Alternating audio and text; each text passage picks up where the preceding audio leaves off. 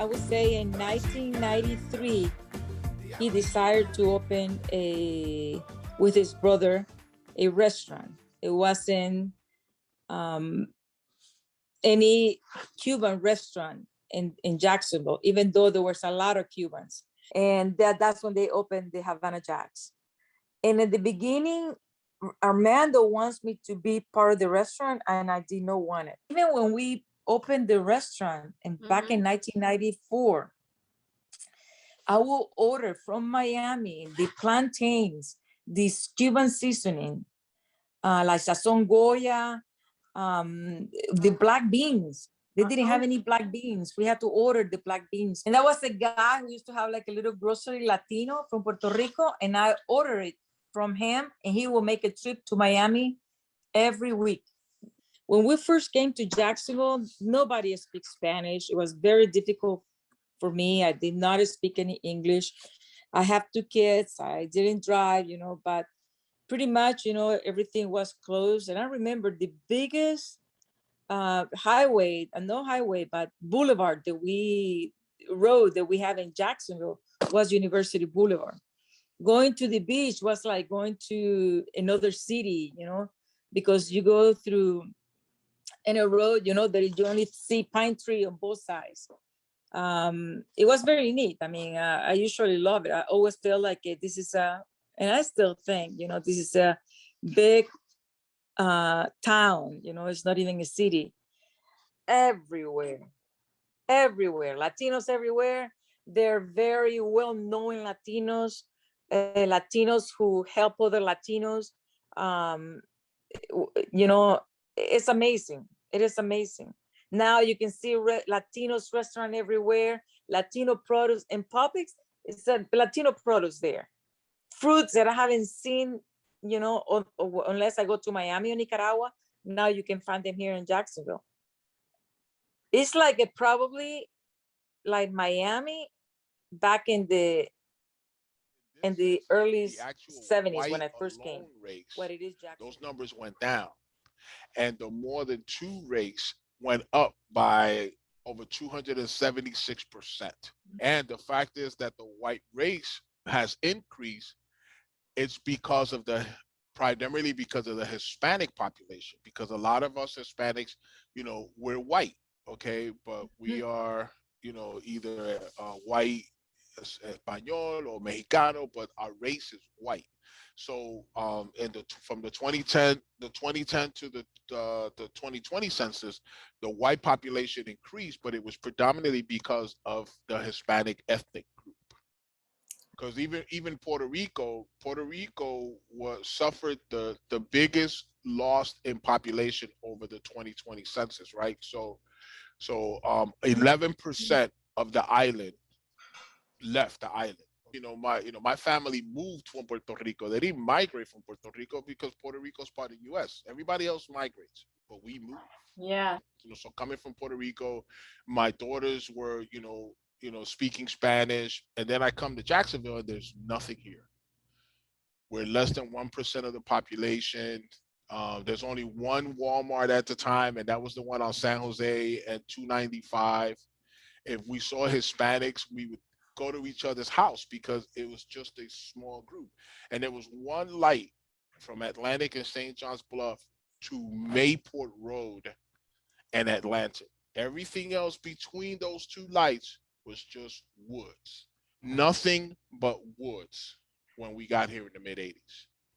And to buy Spanish food, we would drive to Orlando. Going to Orlando to buy food was a field trip for us because there weren't any Hispanic businesses at that time here. There was a couple named Doña Irene and Don Obed. They would drive a trailer from Orlando to the Pecan Park Flea Market to sell verduras and to sell Spanish knickknacks. But if you really wanted to go shopping, you had to go to Orlando. I would buy music at the time because we didn't have anything here. One of the first restaurants was Ed Spanish American Cookery, from Ed Marcial, very dear friend of mine. He was turning taste buds upside down. So Ed and Havana Jacks were pretty much the first two I came to Jacksonville to serve my country, raise my family, and go about my business. And here I am almost 40 years later, still in Jacksonville, loving this town that wants to be a city. Would have to chase us just about every day. Get out of here! Get out of here! I had never been to Jacksonville, Florida, or anything of that nature. So I applied from UConn to Jacksonville, Florida, and got accepted. And that's how I got here, to go to school at Jones College for broadcasting. I had a great experience at Jones College. But of course, you should have seen my reaction when I got here, because I just left the University of Connecticut, where they've got a sprawling campus, you know, field house. They got this building, that building. And I get to Jones College and there's only one building. And I'm like, what? What happened? And then while at the school, I got a part-time job in television. And so that gave me kind of the TV bug. And I just love the excitement of live television, how it was produced and what the end result was. And so I became